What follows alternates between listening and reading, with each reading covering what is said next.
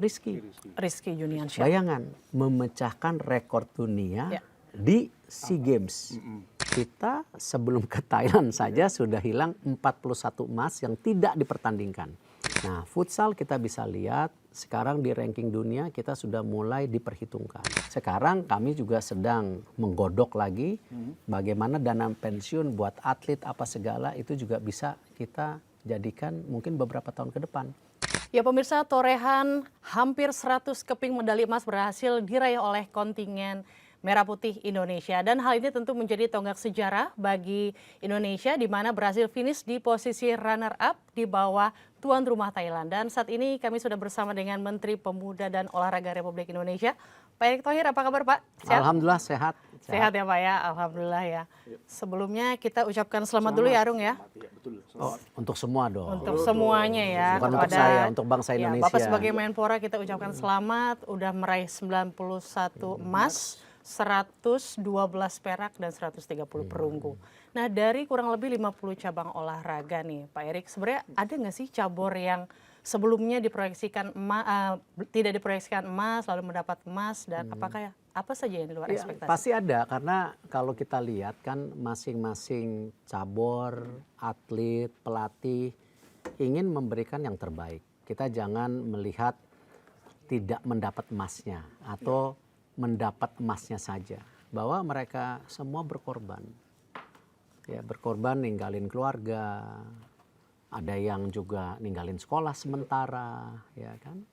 Dan tentu bahkan juga mungkin saya ada 1-2 atlet yang berjuang tapi tidak dapat emas tapi cedera. Contoh di sepeda. Betul. Kan sampai nabrak, pulang. Ya, tapi dia berusaha.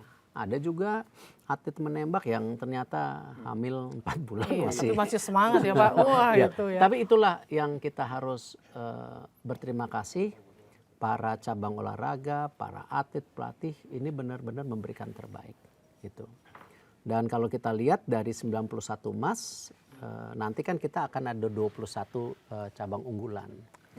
Itu dari 91 emas 58 emas dari 21 cabur unggulan kira-kira mungkin 63-65%.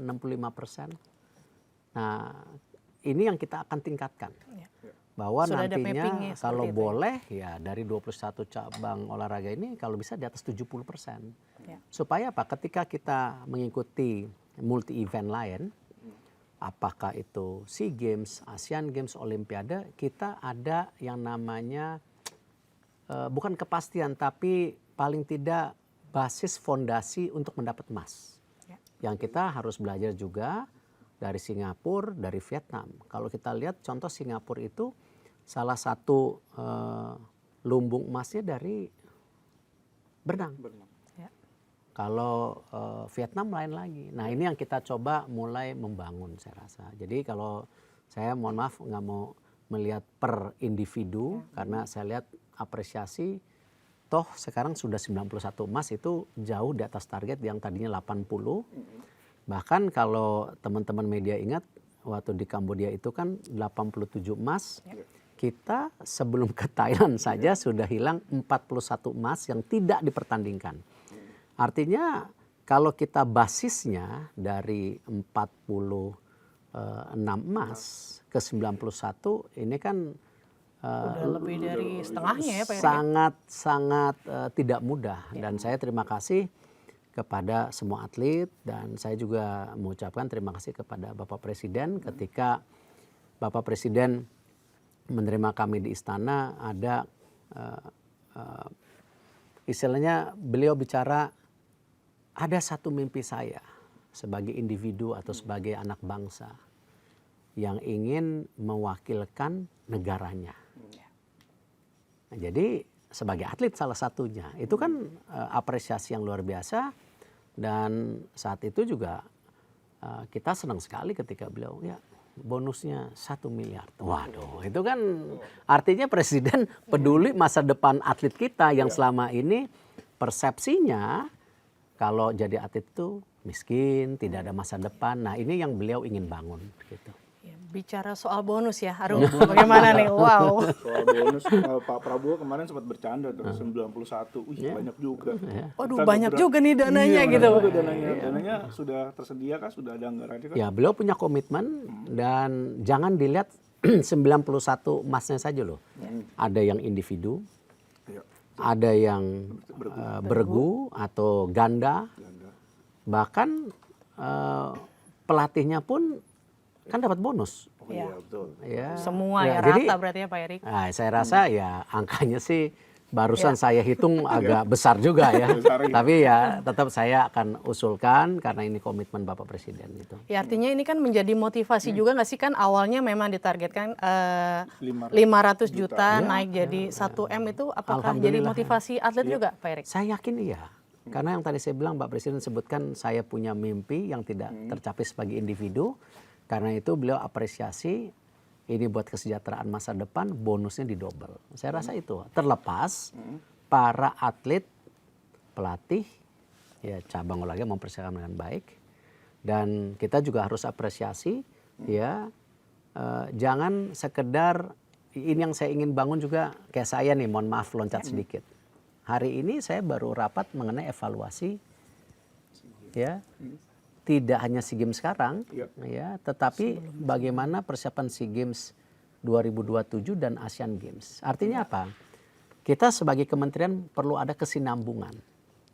Artinya ya semua yang berjibaku di Kementerian Pemuda dan Olahraga kita harus apresiasi. Menteri-menteri juga kita harus apresiasi karena ini kerjasama konsisten yang berkelanjutan. Karena di suatu titik pun saya tidak jadi misalnya Menteri Pemuda Olahraga, tapi yang namanya Olimpiade, SEA Games ada lagi. Kan habis 2027, 2029.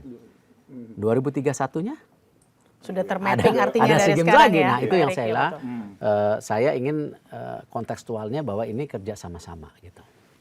Oke, bicara masih soal seputar bonus nih Pak Erik, kan nih sejumlah atlet seperti dari atlet lari jarak jauh ya, Roby Sianturi dan Odekta Nebaho, terus petenis Justin Barki ini kan berniat untuk menyumbangkan raihan emasnya kepada para korban bencana atau penyintas bencana di Sumatera. Tanggapan Bapak seperti apa? Sangat apresiasi.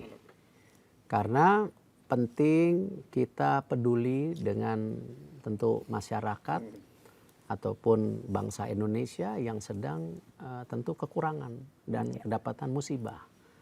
Karena itu saya sendiri, ini bukan artinya apa-apa, ketika saya bersama Pak Tito waktu itu sama Pak Maman, kita tanda tangan kesepakatan bagaimana aset pemerintah daerah dan pusat bisa dimanfaatkan untuk olahraga ke depan ataupun kerjasama dengan swasta atau klub olahraga.